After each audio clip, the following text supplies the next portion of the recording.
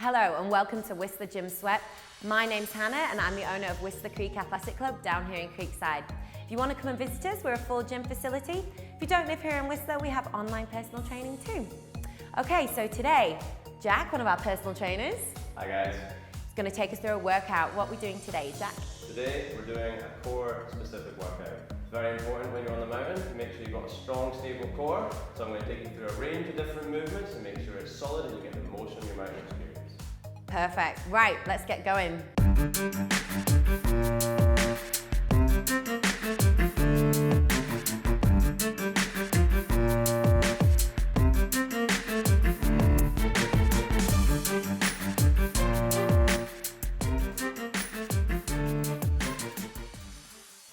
On the mountain, we're going to take part in a lot of different dynamic movements. That's going to require a strong core that's able to handle these movements. Starting off, I'm going to teach you the pelvic tilt. This is a very important movement that comes into all other core exercises. Robin's going to demonstrate for me. Robin, if you stand side on just now, Robin's going to take a slight hinge forward, keeping a neutral spine. Hands are going to be on our thighs. What we're practicing to do right now is tucking our pelvis under, rounding off the lower back, and then re-extending our hips and shortening lower back. And we want to be able to master this movement of tucking and extending our pelvis. This is quite difficult when standing up, so we're going to go down to the floor and go through a range of different movements to get you good at it. To start off, we're going to go for pelvic tucks, where we're just gently trying to engage our deep pelvic floor. You can do this by trying to imagine that you're holding in a bad pee. So by tucking in, pressing our belly button down into the floor, holding that pee in, and then relaxing and letting go. And then tuck in again, Robin, and hold, and then relaxing. The most important thing is that we're keeping our spine flat to the floor. We're now going to practice keeping that core engaged while going through some movements. So Robin, tuck that pelvis for me there, pressing that spine into the floor, and then from here, she's going to lift her left or right, right knee off the floor, keeping that back flat to the floor at the same time. Then dropping that heel down to the floor, keeping flat and engaged. And then the other side, raising the knee up, keeping the core engaged, and then dropping the heel down to the floor. If you find that easy, and you can keep your back flat to the floor with no problem, then we can progress the exercise. So Robin's going to bring up both of her feet right now. We're going to keep the feet in actual flexion, just the toes flex towards the feet to help keep some rigidness throughout the whole leg. Taking a deep breath in, she's going to breathe out as she drops her heel to the floor. And as she breathes out, she forces her back into the floor, staying very braced.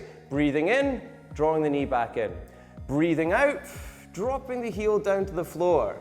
Keeping the core engaged, breathing in, drawing the heel back up. Now, this is actually, Robin, can you just keep on going with that just there? This is very important for being able to stop yourself from arching in difficult positions. Now, if you find this exercise quite easy, we're going to progress it to the final form. So, Robin, I want you to take your hands up. This is called the dead bug. As you can tell, Robin looks like a dead insect. And we're going to practice by extending the opposite leg and opposite arm. Now, take a deep breath in, Robin. Breathe out. Arm overhead, foot out, driving the lower back into the floor. If you find you are arching at all, it's too difficult, regress it back to the earlier form. If you find that you can keep your lower back flat to the floor, excellent, you're ready for this. Try about 10 reps each side. Breathing out, forcing your lower back into the floor. Excellent. Now that's us practicing keeping that deep core engagement, which we need for all other core movements. Now, what we're going to do is go through an ab circuit to practice now training our abs, obliques, and lower abdominals. Starting off, we're going to go from two different forms of these exercises. Robin's going to put her hands on her thighs, take a deep breath in, breathe out, driving the belly button into the floor, curling up, crunching our abs, and lowering down. Breathe out, curl up, and breathe in, lower down. If this is too easy, we can progress to the next step of the exercise. Robin's going to put her hands behind her head. Chin stays lifting, looking up to the ceiling. Breathe in, breathe out, and it's just a slightly harder version of the crunch. But you want to make sure that you're really feeling it in your abs and you're not getting any arching in your lower back. If this is too difficult and you're arching, regress it back to the early form. After this, we're going to train our obliques. The obliques are the side muscles and require crunching across the body to be engaged. So we're going to bring the elbow over to the knee. So Robin, deep breath in, breathe out, crossing knee over to elbow and swapping sides. Excellent. Now, if this is too easy for you and you want to step it up to the next stage, we make it up to a full bicycle crunch, crossing over with each rep, leg fully extending. This move requires a little bit of coordination and a bit of practice, so if you find it, you're just flapping around, which I think I used to, regress it back to that. Finally, we're going to want to engage the lower abs. These are the bottom part of the ab muscles, and we're going to do the reverse of the first movement and practice curling the tailbone off the floor. Robin, you're going to bring both your feet up off the ground. Slight bend in the knees, which we're going to keep at all times. The feet are going to be flexed, facing down towards the body. If you need to, you can use your hands as support to help lift your tailbone off the floor. Robin's going to breathe out and just gently curl her tailbone off the floor, focusing on squeezing the lower abs as she does so. This is quite a small movement, and it is actually quite challenging at the start. If you find that you're finding it easy to engage your lower abs, you can step it up by bringing the legs down to the floor. This is a big step up, and you've got to make sure that you keep your lower back flat the whole time. Bring it up, curl, and down, stretching the lower abs, back flat to the ground, driving forward from the knee, breathing out, squeeze. So these are our 3 exercises, guys. We're going to do 20 seconds on, 10 seconds off. I'm going to do the more challenging version. Robin is going to do the easier version. 3 rounds, 20 seconds on, 10 seconds rest. Are we ready? Okay, so I'm doing the harder version, Robin is doing the easier version. And go. Breathe in on the way down, breathe out on the way up.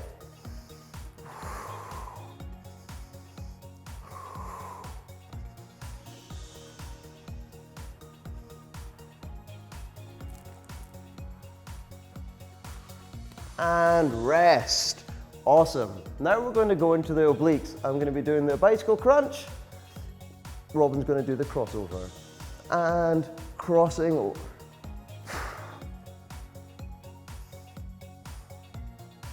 Opposite knee to opposite elbow, tapping to the floor each time. Crossing right over to get that deep contraction. And rest. Awesome. Now for the lower abs, feet up, flexed, slight bend in the knee, hands on the ground to help you if you need to, and go.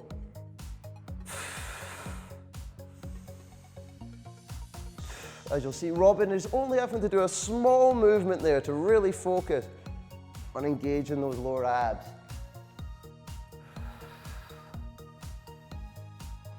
And rest. Okay, back to the first exercise. In for the crunch. Hands behind my head. Deep breath. And go. You should really start to feel the burn this round. Chin lifted, looking up to the ceiling.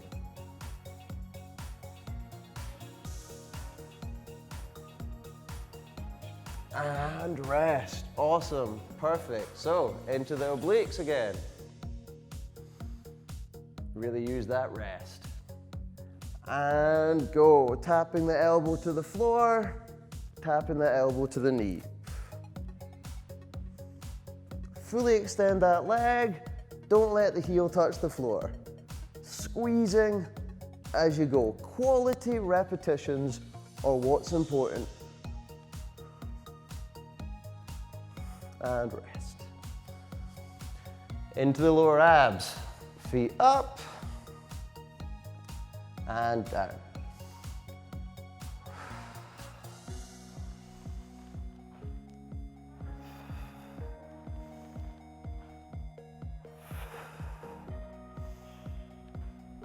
Really important to engage the breath with every movement. and rest. Last round, guys.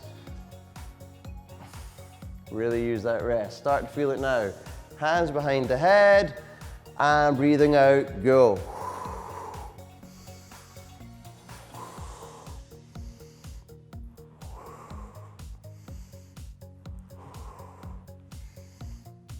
We even hold at the top every now and then, really get the squeeze. And rest. Nearly there. Feeling it now. And crossing over bicycle. If you want to start picking up the pace now you're comfortable with the movement, get the most out of this last set. So you really start to feel that fire start to build up. Fully extending and rest. Last bit. Ugh. If you don't feel it, I do. Feet up. If you get any clicking in your hips when doing this, guys, try turning your feet out a little bit, and that's going to help steer away from the hip flexors and help you focus on your abs. Breathing in, breathing out. Last 3 seconds. Squeeze, and done. Awesome. Okay, so that's us nearly done. But our core has more functions than just movement. It also is there to help us stay stable. So we're going to finish up by going into a plank for a minute just to finally get the last out of our core. Robin's going to help demonstrate a slightly easier version of the plank, because the most important part of a plank, it's going to come right here, is maintaining a nice flat back position. We do not want to have any excessive arch in the lower back, as that can cause impingement and pain, and it also means we're not hitting our abs properly. So as you'll see, Robin here is just resting on her knees, pelvic tuck, and this is the assisted version. Yes, can you show that? This is what we're trying to avoid. We don't want to have any of the arch there, so you've got to tuck like we've practiced the whole way through and stay engaged. The harder version of the plank is we just raise up onto the knees, take a deep breath in, Robin, breathe out all the way, squeeze everything, staying braced, and here's the full plank. Beautiful, that's exactly what it should look like. So we're going to finish up together and go for a minute-long plank, and then we're done. So Robin is going to do the easier version of the plank, and I'll go for the harder version.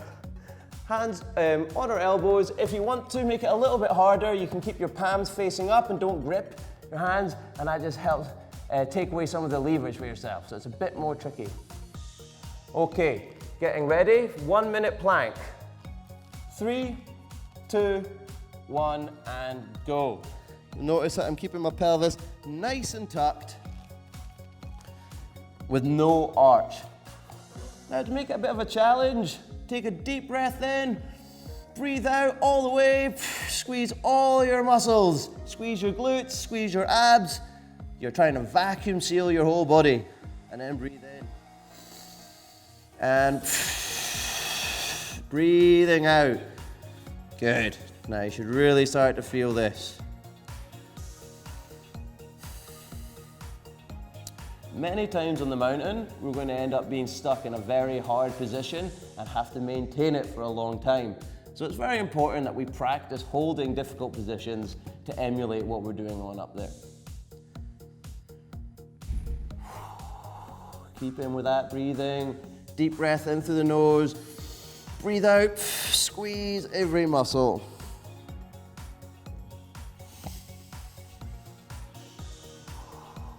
And rest. Awesome. Now that's it, guys. That's a core workout for the mountain. Keeps you stable, keeps you strong. Hope that helps you out.